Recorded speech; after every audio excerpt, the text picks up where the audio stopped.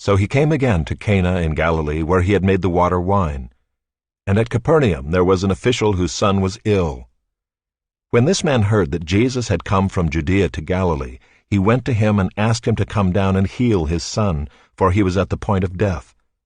So Jesus said to him, "Unless you see signs and wonders, you will not believe." The official said to him, "Sir, come down before my child dies." Jesus said to him, "Go, your son will live." The man believed the word that Jesus spoke to him and went on his way. As he was going down, his servants met him and told him that his son was recovering. So he asked them the hour when he began to get better, and they said to him, "Yesterday at the 7th hour the fever left him." The father knew that was the hour when Jesus had said to him, "Your son will live." And he himself believed, and all his household. This was now the second sign that Jesus did when he had come from Judea to Galilee. Chapter 5. After this there was a feast of the Jews, and Jesus went up to Jerusalem.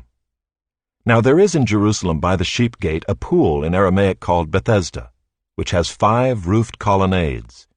In these lay a multitude of invalids, blind, lame, and paralyzed. One man was there who had been an invalid for 38 years. When Jesus saw him lying there and knew that he had already been there a long time, he said to him, "Do you want to be healed?" The sick man answered him, "Sir, I have no one to put me into the pool when the water is stirred up, and while I am going, another steps down before me." Jesus said to him, "Get up, take up your bed, and walk." And at once the man was healed, and he took up his bed and walked.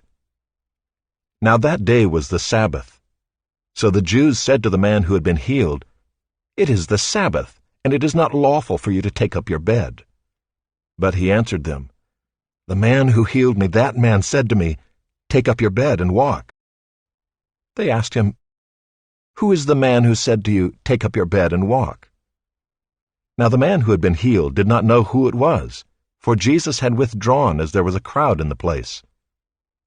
Afterward Jesus found him in the temple and said to him, "See, you are well.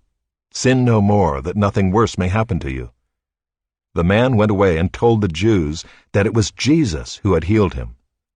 And this was why the Jews were persecuting Jesus, because he was doing these things on the Sabbath. But Jesus answered them, "My Father is working until now, and I am working."